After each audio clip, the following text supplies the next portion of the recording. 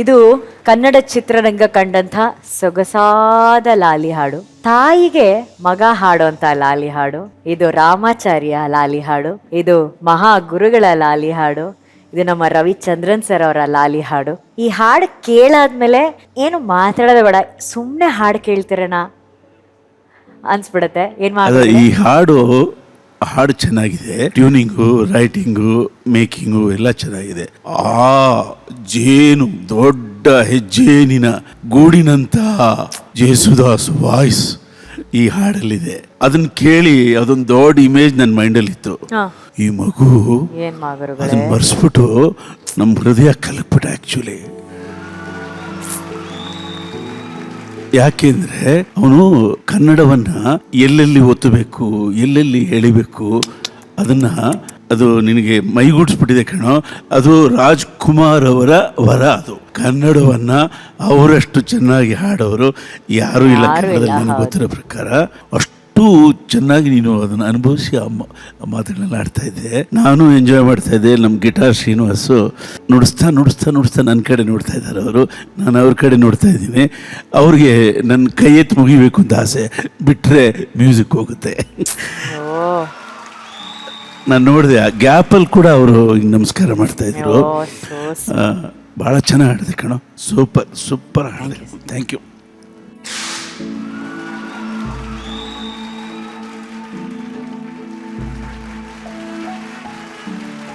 Ravi sir, ಇವರು ಜ್ಞಾನೇಶ ಅಂತ ನಮ್ಮ ಉತ್ತರ ಕರ್ನಾಟಕದ ಪ್ರತಿಭೆ. ಪಂಚಾಕ್ಷರಿ ಗವಾಯಿಗಳ ಮಠದಲ್ಲಿ ಸಂಗೀತವನ್ನ ಕಲಿತು ನಮ್ಮ ವೇದಿಕೆಗೆ ಬಂದಿರುವಂತಹ ಒಂದು ಪ್ರತಿಭೆ. ಇವತ್ತು ನಿಮ್ಮ ಹಾಡು, ಒಂದು ಲಾಲಿ ಹಾಡನ್ನ ನಿಮ್ಗೋಸ್ಕರ ಹಾಡಿದಾನೆ. ಚೆನ್ನಾಗಿ ಹಾಡಿದ್ದೆ.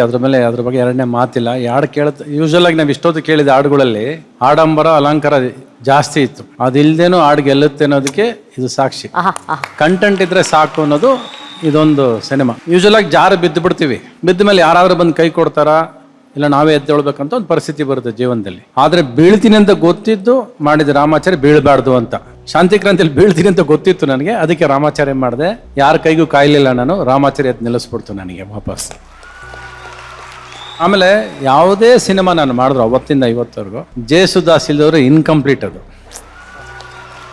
ಬಾಲ್ ಅವ್ರು ಹತ್ತಾಡಾಡ್ಲಿ, ಒಂದು ಜೇಸುದಾಸ್ ಸಾಂಗ್ ಬೇಕು. ಆ ಇಡೀ 10 ಸಾಂಗ್ನ ವಾಯ್ಸ್ ತೂಕ ಬ್ಯಾಲೆನ್ಸ್ ಮಾಡ್ಬಿಡೋದು. ಆ ನೋವಿದೆಯಲ್ಲ, ಆ ನೋವು ಜೇಸುದಾಸ್ ವಾಯ್ಸಲ್ಲಿ ಬಂದಂಗೆ ಯಾರ ವಾಯ್ಸಲ್ಲೂ ಬರಲ್ಲ. ನಾನೇನು ಮಾಡೋದೇ ಬೇಕಾಗಿಲ್ಲ, ಸುಮ್ಮನೆ ನಡ್ಕೊಂಡು ಹೋಗ್ತಿರ್ತೀನಿ. ಪಿಕ್ಚರ್ ಹಾಡು ಹೇಳ್ಬೇಕಾದ್ರೆ ಸುಮ್ಮನೆ ಹಾಡು ಹೇಳ್ಕೊಂಡು ಹೋದ್ರೆ ಸಾಕೋದು. ನಾನು ಆ್ಯಕ್ಟ್ ಮಾಡದೆ ಹೋದ್ರು ಜೇಸುದಾಸ್ ವಾಯ್ಸ್ ಆ್ಯಕ್ಟ್ ಮಾಡ್ದಂಗೆ ತೋರಿಸುತ್ತೆ ನಮ್ಮನ್ನು. ಅದು ಜೇಸುದಾಸ್ ವಾಯ್ಸಲ್ಲಿರೋ ತೂಕ. ಒಂದು ಸೆಕೆಂಡ್ಗೆ ಡಿಸಿಷನ್ ತಗೊಂಡು ಈ ಸಿನಿಮಾ ಮಾಡಿದ್ದೆ ನಾನು. ರಾಮಾಚಾರ್ಯನು ವಿಷ್ಣುವರ್ಧನ್ ಬಂದಿದ್ದ ಪಾತ್ರ ಇವತ್ತರೆಗೂ ಆ ಥರ ಒಂದು ಹೀರೋ ಪಾತ್ರ ಇನ್ನೂ ಹುಟ್ಟಿಲ್ಲ. ನಾಗರಾವ್ ಬಂದಿರೋ ಪಾತ್ರ ಅದು ಕೋಪಿಷ್ಟ. ಇವನು ಮುಗ್ಧ, ಮತ್ತೆ ಯಶ್ ಮಾಡಿದ್ದು ಒಂದು ರಾಮಾಚಾರ್ಯ, ಎರಡು ಸೇರಿ ಎಲ್ಲ 3 ರಾಮಾಚಾರ್ಯ ಸೂಪರ್ ಹಿಟ್. ಆ ಹೆಸರಿಗಿರೋ ತಾಕತ್ತದು, ಪುಟ್ಟಣ್ಣ ಕಣಗಾಲಿಟ್ಟ ಹೆಸರಿಗಿರೋ ತಾಕತ್ತದು. ಎಂತ ಸೈಲೆನ್ಸ್ ಕ್ರಿಯೇಟ್ ಮಾಡ್ಬಿಡ್ತು ನೋಡಿ ಆ ಒಂದು ಹಾಡು. ಇವ್ರು ಒಂದು ಫಸ್ಟ್ ಚರಣ ಬರೆದಿದ್ದಾರಲ್ಲ, ಅದೇ ಇವಾಗ ನನ್ನ ಜೀವನದ ಪರಿಸ್ಥಿತಿ ಕೂಡ. ನಾನು ದೇವ್ರ ಕೈ ಮುಗಿಯೋದಿಲ್ಲ ನಾನು, ಬಟ್ ನನ್ನ ತಾಯಿನೇ ಪೂಜಿಸೋದು ನಾನು. ಇವ್ರೇನು ಬರ್ದಿರೋ ಅಷ್ಟು ಲೈನ್ಸು ಇವತ್ತು ನನ್ನ ಜೀವನದಲ್ಲಿ ನಡೀತಾ ಇದೆ. ಇವತ್ತು ನನ್ನ ತಾಯಿಗೆ ನಾನು ನಕ್ಕಿದ್ರೆ ಸಾಕು, ನಾನು ಚೆನ್ನಾಗಿದ್ರೆ ಸಾಕು, ನನ್ನ ನೋವು ಇದ್ರೆ ಅಳ್ತು ಬಿಡ್ತಾರೆ ಅವ್ರು. ಆ ಥರ ಇವತ್ತಿಗೆ ಆ್ಯಕ್ಚುಲಾಗಿ ಒಂದು 12 ದಿವಸದಿಂದ ಉಸಿರೇ ಆಡೋದಿಲ್ಲ ಅವ್ರು ಹಂಗೆ ನೋಡೋಕೆ ಹೋದ್ರೆ.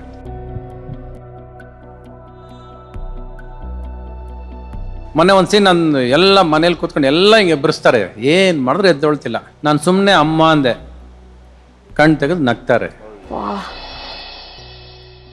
She sleeping there even today silent, but only on one voice ಅಷ್ಟೇ. ಬರೀ ನನ್ನ ವಾಯ್ಸ್ ಕೇಳಿದ್ರೆ ಸಾಕು ಎದ್ದೇಳ್ತಾರೆ. ಒಂದು ನಗು ಬರುತ್ತೆ. ಒಂದು 5 ನಿಮಿಷ ಗೊತ್ತಾಗಲ್ಲ, ಏನೋ ನೋಡ್ತಾರೆ, ಬ್ರೈನ್ ಡೆಡ್ ಆಗಿದೆ, ಬಟ್ ಶಿ ಸ್ಮೈಲ್ಸ್. ಸಾಕು. ಇವತ್ತಿಗೂ ಅವ್ರು ನೋಡ್ಕೊಂಡೇ ಹೊರಡೋದು. ಇಲ್ಲಿಗೆ ಬರ್ಬೇಕಾದ್ರೆ ಅವ್ರು ನೋಡ್ಕೊಂಡೇ ಹೊರಡೋದು, ಅವ್ರು ಕಾಲು ಮುಟ್ಕೊಂಡೇ ಹೊರಡೋದು. ದೇವ್ರು ಇನ್ನೂ ನಮ್ಮ ಜೊತೆ ಇಟ್ಕೊಂಡಿದ್ದೀವಲ್ಲ, ನಮಗೆ ಬೇಕು ಅವರು ಅಷ್ಟೇ. ಹೆಂಗಾರ ಇರಲಿ, ಸುಮ್ಮನೆ ಇದ್ರು ಚಿಂತೆ ಇಲ್ಲ. ಉಸಿರಾಡ್ತಾ ನಮ್ಮ ಮನೇಲಿ ಬದುಕಿರೋರ್ಗೂ ಬದುಕಿರಲಿ ಅನ್ನೋದು ಆಸೆ ನಮ್ಗೆಲ್ಲರೂ ಅಷ್ಟೇ. ಆ ಹಾಡು ಇವತ್ತು ಇವ್ರು ಅವಾಗಲೇ ಲೈನ್ಸ್ ಬರ್ದವ್ರು ಅದನ್ನು. ಆ ಫಸ್ಟ್ ಚರಣ ಎಲ್ಲ ನನಗೆ ಅದು ಕೇಳ್ತಿದ್ದಂಗೆ ಇವತ್ತು ನನ್ನ ಲೈಫಲ್ಲಿ ನಡೀತಿರೋ ಸೀನ್ಸು ಅದೇ ಅವ್ರು ಹೇಳಿರೋದು.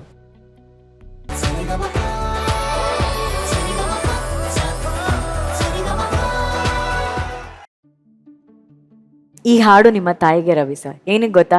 ಆ ತಾಯಿ ಕನ್ನಡ ಚಿತ್ರರಂಗಕ್ಕೆ ಇಂಥ ಮಗನನ್ನ ಕೊಟ್ಟಿದ್ದಾರೆ. ನಂದು ಯಾವುದೇ ಸಿನಿಮಾ ಬಂದರೂ ಫಸ್ಟ್ ಡೇ ಥಿಯೇಟ್ರಲ್ಲಿ ಹೋಗಿ ಮಿಡ್ಲ್ ಕ್ಲಾಸಲ್ಲಿ ಕೂತ್ಕೊಂಡು ಸಿನಿಮಾ ನೋಡ್ಕೊಂಬರೋರು.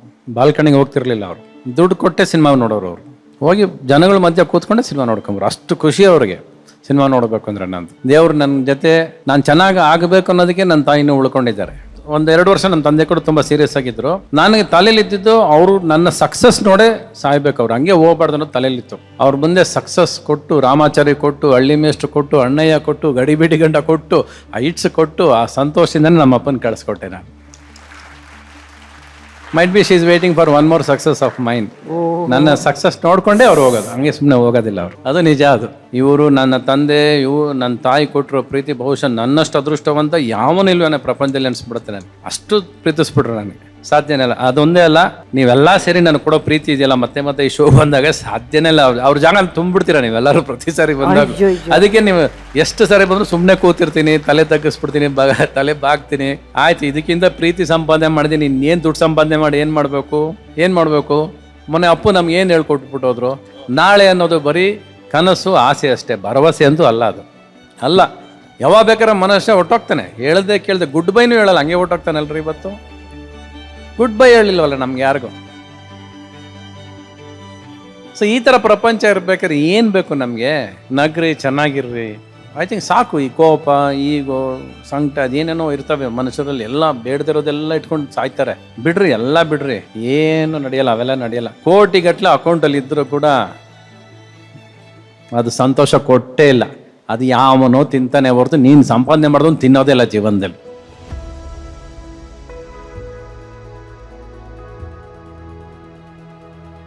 ಅರ್ಜುನ್ ಸರ್, ಖಂಡಿತವಲ್ಲೂ ನನಗೂ ನಮ್ಮ ತಾಯಿ ನೆನಪಾಗ್ಬಿಟ್ರು. ತುಂಬ ದಿನ ಆಯಿತು ಅವ್ರನ್ನ ನೋಡಿ. ಸೊ ತುಂಬ ಮಾತಿಗೆ ಮೀರಿರೋದು. ಜ್ಞಾನೇಶ ಭಾಳ ಚೆನ್ನಾಗಿ ಆಡಿದೆ ಕಣೋ ನೀನು. ಭಾಳ ಚೆನ್ನಾಗಿ ಆಡಿದೆ, ಭಾಳ ಅದ್ಭುತವಾಗಿ ಆಡಿದೆ. ಆ ಒರಿಜಿನಲ್ ವರ್ಷನು ಅಷ್ಟೇ. ನೀನು ಸಡನ್ನಾಗಿ ಟೆಂಪೋ ಕಮ್ಮಿ ಮಾಡ್ತೀವಿ ಹಾಡು ಅಂದಿದ ತಕ್ಷಣ ನಿನಗೆ ಅರ್ಥ ಆಯ್ತದೆ ಯಾವ ರೀತಿ ಇರೋದನ್ನು ಪ್ರೆಸೆಂಟ್ ಮಾಡಬೇಕು ಅಂತ. ತುಂಬ ಚೆನ್ನಾಗಿ ಆಡಿದೆ ಕಣೋ. Thank you sir. VP sir, ಮೌನದಲ್ಲೇ ಎಲ್ಲ ಅಡಗ್ಬಿಟ್ಟಿದೆ ಇವತ್ತು. ಬಹಳ ವಿಶೇಷ ಅದು. ಗಣೇಶ ಚರಣದಲ್ಲಿ ಬಂದಾಗ ಅಲ್ಲೇ ಬೆಂಕಿ ಹಚ್ಚಿದ್ದು, ನನಗೆ ಗಾಯ ಆದರೆ ಅವಳು ಅತ್ತು ಕರೆವಳು, ನನಗೆ ನಗು ಬಂದರೆ ಅಂತ ಒಂದು ನಕ್ಕದ. ಆ ನಗುವಿನ ಹಿಂದೆ ಎಷ್ಟೋ ನೋವು ಏನೇನೋ ಅಡಗ್ಬಿಟ್ಟಿತ್ತು. ಅವನಿಗದು ಗೊತ್ತೂ ಆಗಿಲ್ಲ. ಅಂಥ ಮಹಾನ್ ಕಲಾವಿದ ಅವನು. ಒಂದು ನಗು ಇದೆ, ನಗುವಿನ ಹಿಂದೆ ಏನೋ ಕಥೆಗಳೆಲ್ಲ ಅಡಗಿದೆ. ಒಂದೊಂದು ಹಾಡಲ್ಲೇ ಎಲ್ಲ ಎಷ್ಟು ಹೇಳ್ಬಿಟ್ಟಿದಾರಲ್ಲ. ನಮಗೆ ನಮ್ಮ ತಾಯಿಯನ್ನು ನಾವು ಆರಾಧಿಸ್ಲಿಕ್ಕೆ ನಮ್ಗೆ ಹಾಡುಗಳನ್ನೇ ಕೊಟ್ಬಿಟ್ಟಿದ್ದಾರೆ. ಇದಕ್ಕಿನ್ನ ಇನ್ನೇನು ಕೊಡ್ಬೋದು ಕಲಾವಿದ? ನಿನ್ನ ತಾಯಿನ ನೀನು ಪೂಜಿಸ್ಬೇಕಾದ ತಗೋ, ಇನ್ನು ಹಾಡನ್ನು ತಗೋ, ಈ ಹಾಡು ಹಾಡ್ತಾ ಇರೋ ನಿನ್ನ ತಾಯಿನ ಪೂಜಿಸ್ದಂಗೆ ಅಂತ. ಸೊ ಆ ತಾಯಿ ಫೋಟೋ ಎಲ್ರಿಗೂ ಅವರವರ ಅಮ್ಮಂದ್ರು ಎಲ್ರಿಗೂ ಜ್ಞಾಪಕ ಬಂದಿರ್ತಾರೆ. ಖಂಡಿತವಾಗಿಯೂ ಎಲ್ರಿಗೂ ಅವರವರ ತಾಯಿ ಒಂದು ಕ್ಷಣ ಆ ಫೋಟೋ, ರವಿ ಸರ್ ಅವರ ತಾಯಿ ಫೋಟೋನಲ್ಲಿ ಎಲ್ಲರೂ ಅವ್ರವ್ರನ್ನ ನೋಡಿರ್ತಾರೆ. ಅದ್ಭುತವಾದ ಕ್ಷಣ. Thank you so much. Thank you.